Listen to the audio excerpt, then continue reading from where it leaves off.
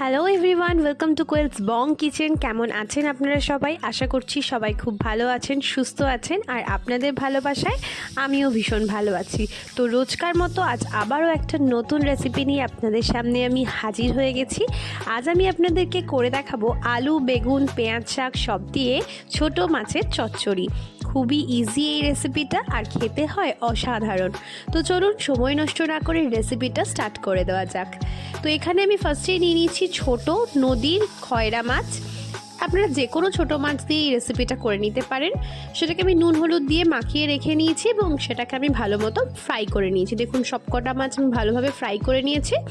এবার ওই একই তেলে আমি ফোড়নে দিয়ে দেবো রসুন, থেতো করে রাখা রসুন। এখানে আমি 10-12 কোয়া রসুনকে থেতো করে সেটাকে অ্যাড করে দিয়েছি তেলের মধ্যে, এবং সেটাকে আমি হালকা ফ্রাই করে নেব। আর দিয়ে দিলাম আমি 1 টিস্পুন মতো কালো জিরে। রসুন কালো জিরে থেকে যখন খুব সুন্দর একটা হালকা ফ্লেভার চলে আসবে, রসুনটাও হালকা লাল লাল হয়ে যাবে, খুব বেশি ওভার ফ্রাই করবেন না, তখন আমরা এর মধ্যে অ্যাড করে দেবো চেরা কাঁচা লঙ্কা। ঝালটা অবশ্যই আপনারা আপনাদের স্বাদ অনুযায়ী ব্যবহার করবেন। এরপর লঙ্কাটা দেওয়ার পর এতে আমি অ্যাড করে দেবো টুকরো করে কেটে রাখা আলু। আমি এখানে আলুটা দিয়ে ভালো করে রসুন, লঙ্কা, কালো জিরের সাথে ফোড়নটার সাথে খুব ভালো করে এটাকে নেড়ে কিছুক্ষণ এটাকে আমরা ফ্রাই করে নেব। তো এরপর আলুটা কিছুক্ষণ ফ্রাই হয়ে যাওয়ার পর এতে আমি দিয়ে দেবো কুচিয়ে রাখা পেঁয়াজ। এখানে আমি 2টো পেঁয়াজ কুচি অ্যাড করেছি। তো পেঁয়াজটা অ্যাড করে দেওয়ার পর আমি আবারও আলুর সাথে পেঁয়াজটাকে খুব ভালো করে মিক্স করে এটাকেও কিছুক্ষণ ফ্রাই করে নেব। পেঁয়াজটাও আমাদের কিছুক্ষণ ফ্রাই করা হয়ে গেছে। দেখুন পেঁয়াজটাও লাল লাল হয়ে গেছে। এরকম সময় আমরা এতে অ্যাড করে দেব টুকরো করে কেটে রাখা বেগুন। বেগুনটা একটু বড় বড় করে টুকরো করে কেটে রেখেছি। দেখুন এইভাবেই আপনারা বেগুনটাকে কেটে নেবেন।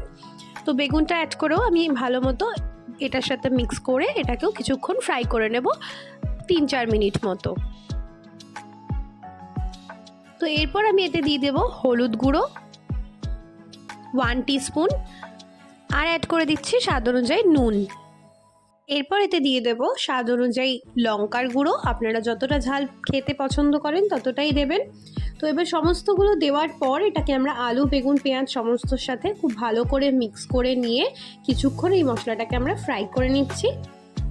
তো দেখুন আমাদের মশলাটা ফ্রাই করা হয়ে গেছে 2-3 মিনিট মতো। এরপর আমি এর মধ্যে অ্যাড করে দিচ্ছি আমাদের কেটে রাখা পেঁয়াজ শাকটা। অ্যাড করে আমি বাকি আলু, বেগুন সবের সাথে ভালো মতো মিক্স করে নিয়ে এটাকেও কিছুক্ষণ ফ্রাই করে নিচ্ছি।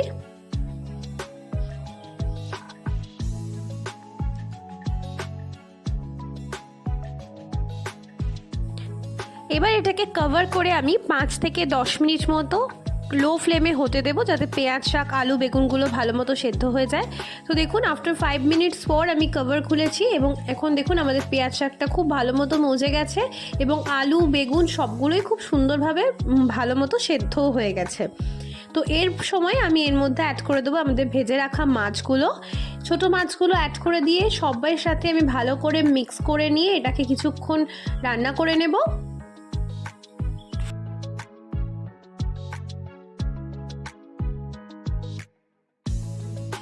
এরপর কিছুক্ষণ রান্না হয়ে গেলে অল্প হাতে জল ছিটিয়ে ছিটিয়ে অল্প একটু জল অ্যাড করব। একদম জাস্ট হাতে ছিটিয়ে ছিটিয়ে জল দেবেন, খুব বেশি পরিমাণ জল দেবেন না। যাতে এই জলটা দেওয়ার এই কারণেই যাতে তলায় মশলাটা লেগে না যায়, এই কারণে। তো জলটা ছিটিয়ে দেওয়ার পর এটাকে কভার করে আমি আরও 3-4 মিনিট হতে দিয়েছিলাম। আফটার 3 to 4 মিনিটস কভার খুলে দেখুন আমাদের এই ছোটো মাছের চচ্চড়িটা আলু, বেগুন, পেঁয়াজ শাক দিয়ে অলমোস্ট রেডি হয়ে গেছে। এটাকে আমি জাস্ট খুব ভালো করে মিক্স করে দিচ্ছি, যেহেতু জল ছিটিয়েছিলাম সেহেতু, আর সবজি থেকেও কিছুটা জল রিলিজ করেছে। এরপর আমি জাস্ট নামানোর আগে অল্প একটুখানি চিনি অ্যাড করে খুব ভালো করে এটাকে মিক্স করে নিচ্ছি, যাতে টেস্টটা আমাদের ব্যালেন্স থাকে। আর ওপর থেকে দিয়ে দিচ্ছি আরও কিছুটা চেরা কাঁচা লঙ্কা। এই রেসিপিটা একটু ঝাল ঝাল ভাল লাগে, দ্যাটস ওয়াই একটু বেশি করে ঝাল দিয়েছি আমি। আর দিয়ে দিচ্ছি বেশ খানিকটা ধনেপাতা কুচি। ধনেপাতা কুচি, লঙ্কাটা অ্যাড করে দেওয়ার পর ভালো মতো এটাকে মিক্স করে গরম গরম পরিবেশন করুন, গরম গরম ভাতের সাথে ছোটো মাছের চচ্চড়ি আলু, বেগুন, পেঁয়াজ শাক দিয়ে। রেসিপিটা বাড়িতে অবশ্যই একবার ট্রাই করে দেখবেন, ট্রাস্ট মি অসাধারণ লাগবে। আর যারা মাছ ভালোবাসেন তারা তো এই রেসিপিটা ভুলতেই পারবেন না। তো রেসিপিটা কেমন লাগলো আমাকে কমেন্ট সেকশন একদম জানাতে ভুলবেন না।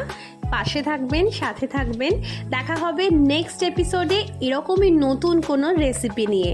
ততক্ষণের জন্য ভালো থাকবেন, সুস্থ থাকবেন